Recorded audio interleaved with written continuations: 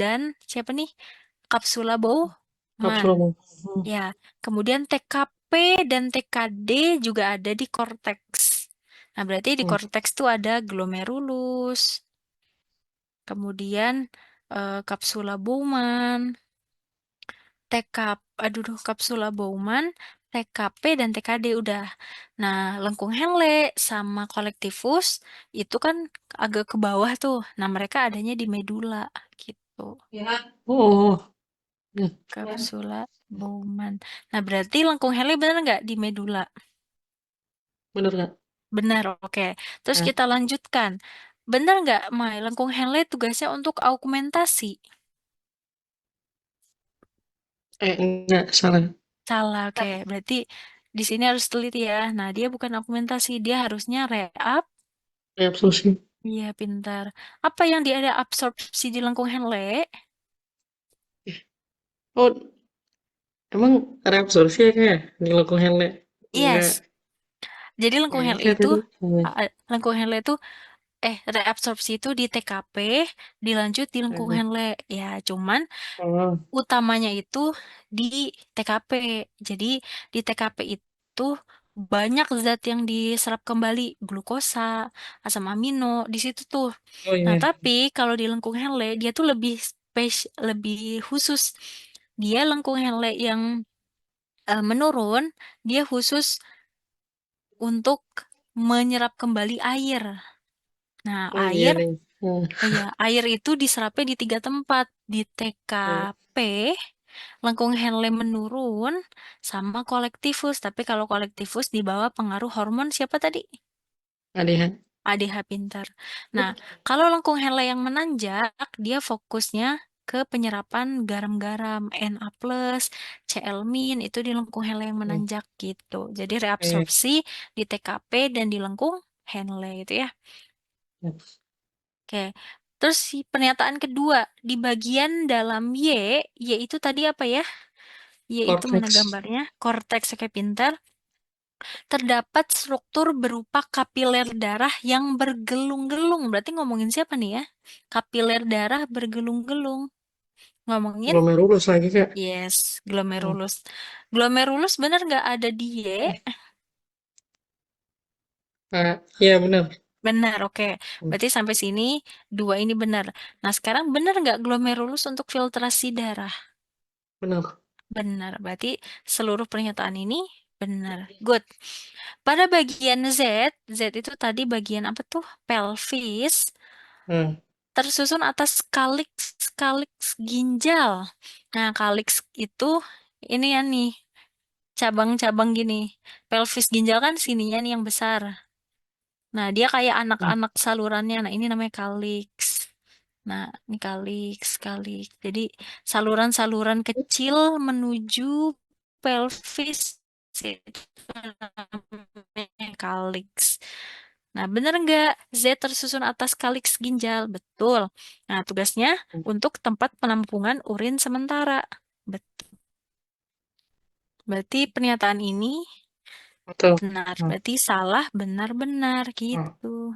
Kak, terus kalau ureter Ya, apa? Hmm? Ureter tempat pembuangan nggak? Apa? Ureter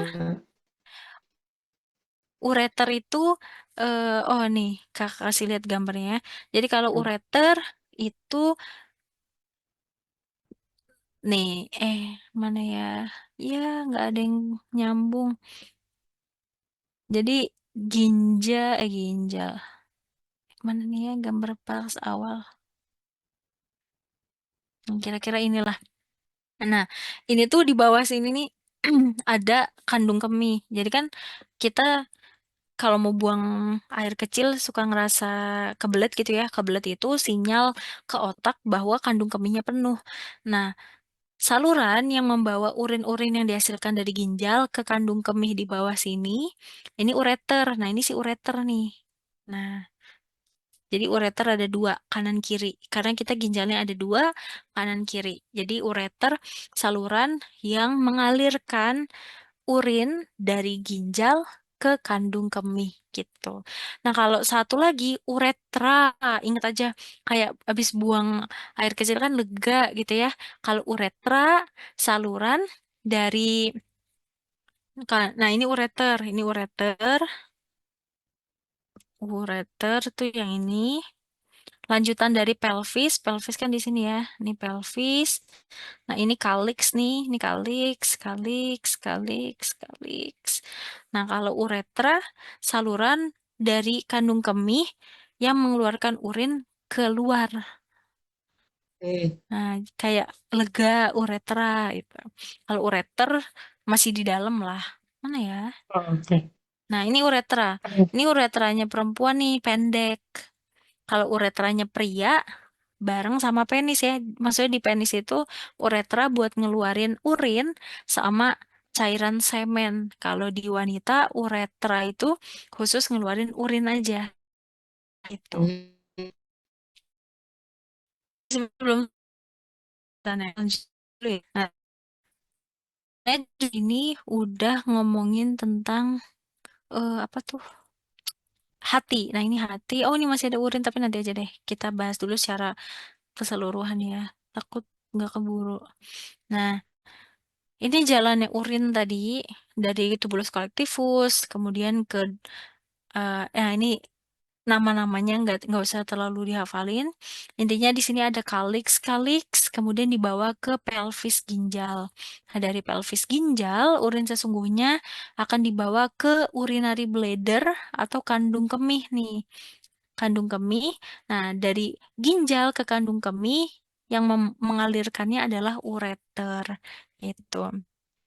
Nah, sekarang ini tentang mekanisme pengeluaran urin. Jadi, yang ngasih sinyal buat kita mau buang air kecil itu adalah kalau Maira ingat-ingat lagi di sistem saraf, kan ada dua macam saraf ya. Saraf saraf yang ini ya, yang otonom.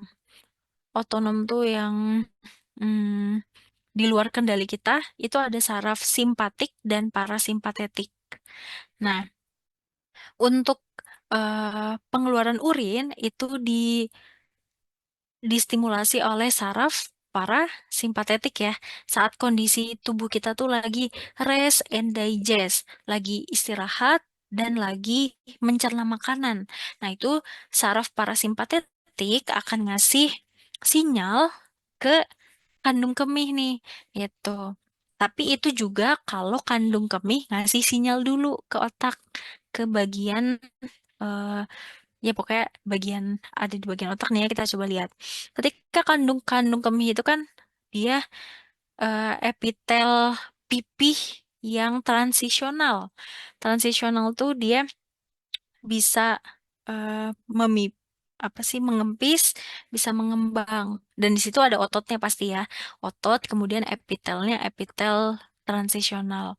Nah, ketika nanti kandung kemih itu udah penuh sekitar 250 mili urin, dia berarti kan akan meregang tuh ya, mengembang. Nah, ketika mengembang itu ngasih stretching, impuls yang dideteksi oleh stretching reseptor atau bagian pendeteksi regangan di otot kandung kemih. Nah, itu nanti ngasih sinyal ke otak gitu. Dikirimkan ke mana nih ya? Oh, bagian otaknya nggak dikasih tahu ya. Pokoknya di daerah pons, batang otak, terus nanti ke korteks cerebral. Nanti dihasilin responnya itu berupa kontraksi otot detrusor gitu. Sehingga urin bisa dikeluarkan. Nah, terus kenapa kita masih bisa nahan pipis ya? Jadi di sini untuk internal sphincternya itu dia ototnya otot polos. Nah, tapi kalau eksternal sphincternya itu dia otot lurik. Jadi masih bisa kita tahan sedikit lah gitu. Masih ada pengaruh sadar kita gitu. Nah, ini proses buang air kecil atau mikturisi. Tapi ini jarang dibahas sih sebetulnya. Yang sering dibahas yang ini nih, pengaruh kadar air ke dalam produksi urin oleh hormon ADH. Oke, kita coba lihat di sini ya. Jadi, tubuh kita punya kondisi homeostasis tadi atau kondisi normal. Darah kita tuh punya osmolaritas atau apa ya kayak singkatnya mungkin mudahnya kayak kekentalan gitu ya atau keencerannya tuh 300 mili osmotik. Nah, kalau misalnya ada peningkatan pada osmolaritas darah, ketika ada peningkatan osmolaritas darah tuh makin pekat. Kalau darah makin pekat, makin kental, berarti kan airnya sedikit tuh ya.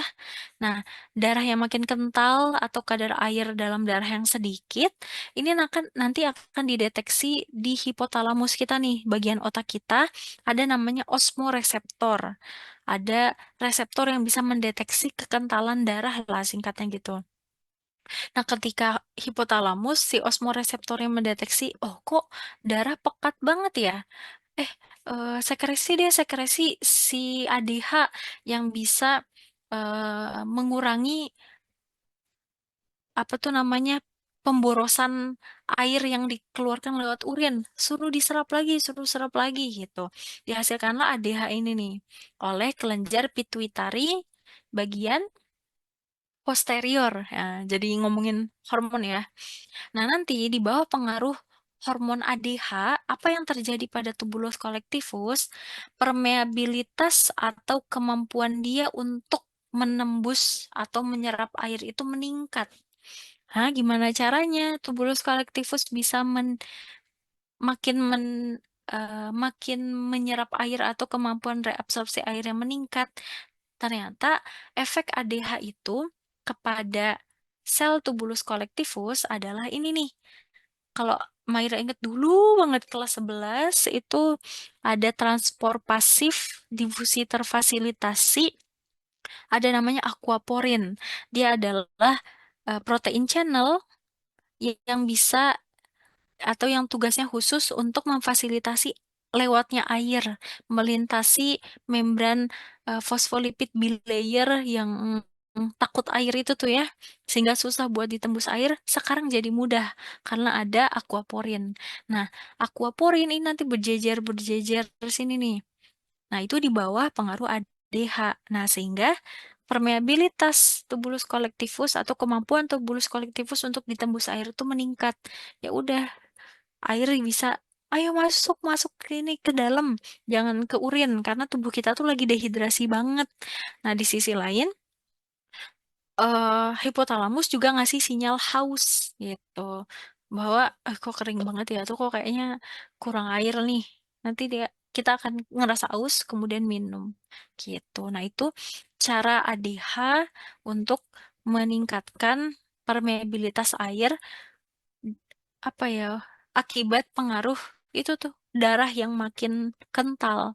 Nah, ketika air udah banyak yang diserap kembali, kemudian orang itu haus, kemudian minum, nanti kepekatan atau osmolaritas darah yang tadinya tinggi turun lagi ke range normal ke 300 ini. Udah gitu. Ada yang mau ditanya dulu tentang ini? Si ADH ini? Hmm, Ada nggak ya soal kakak tentang ini? Oke, jadi kalau ada ADH nih, Mai, kalau ada ADH yang tinggi dalam darah, itu berarti tandanya tubuh kita tuh kekurangan air, sehingga ya. si tubulus kolektivus akan menyerap kembali air.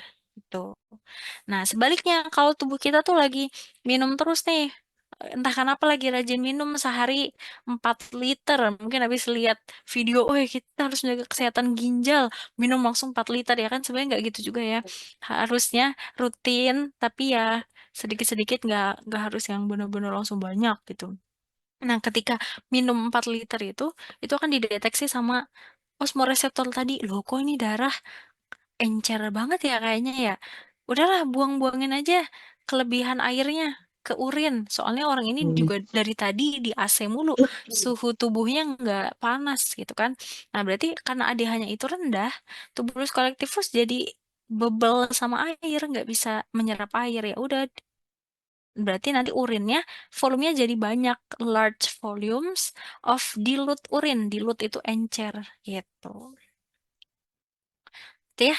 Nah, ada kayak tentang ADH? Nah, biasanya urin atau fungsi ginjal itu sampai situ aja. Terus, mana ya? Ada nggak ya kakak tentang ADH, ADH?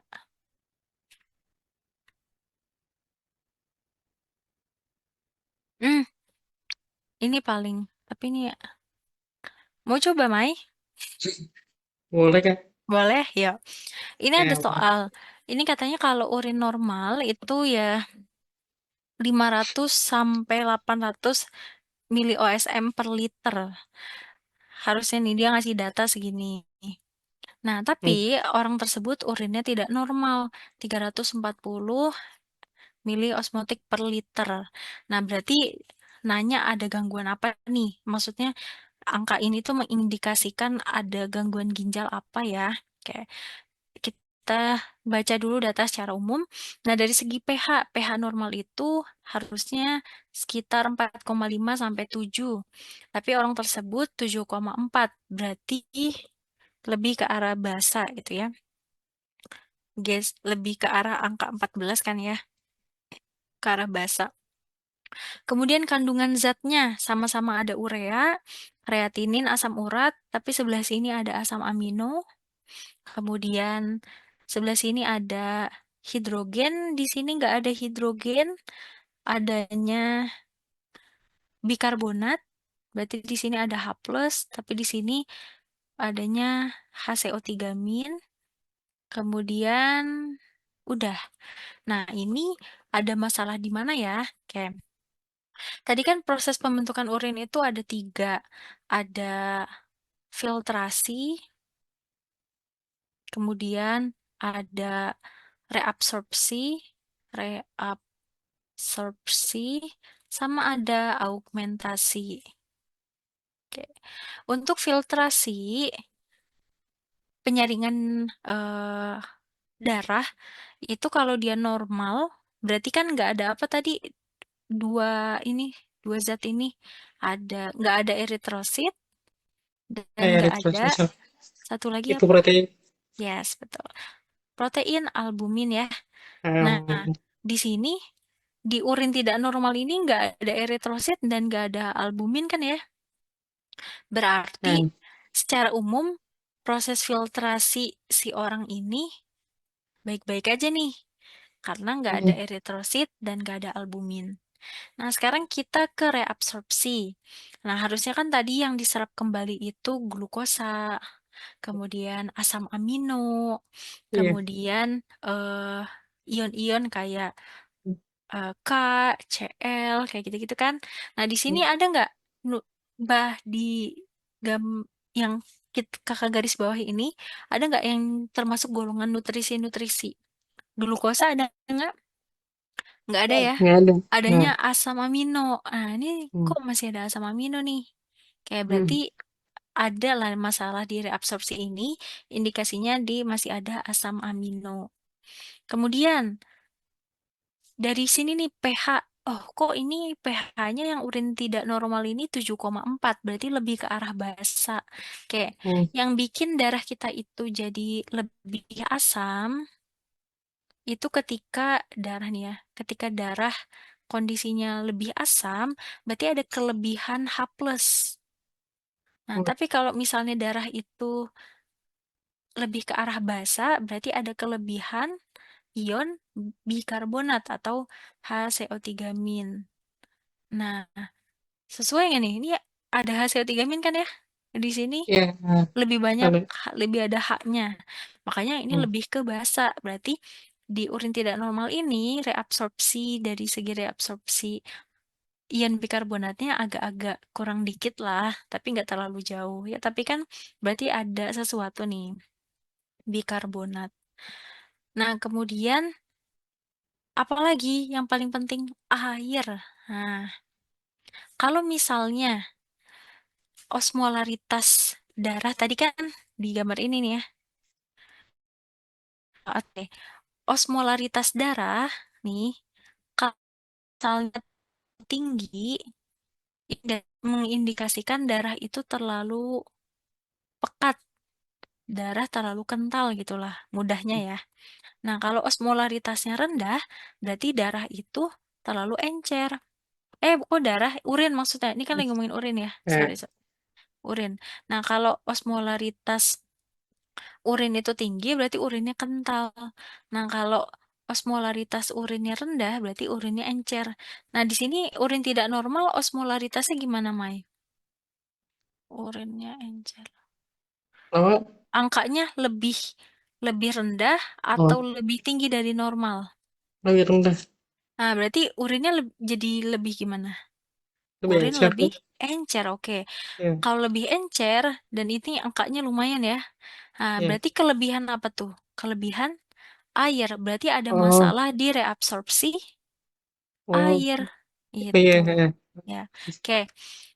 Terus kita ke augmentasi dulu deh. Augmentasi itu kan pembuangan limbah-limbah. Nah, sekarang kita Hmm, coba absen limbah-limbahnya. Urea. Harusnya normalnya ada urea. Di sini ada urea, hmm. Ada, ada kreatinin. Ini limbah juga. ada, Di sini nah, ada asam urat, ada, ada juga amonia. Ini limbah, ada. Kemudian apa lagi?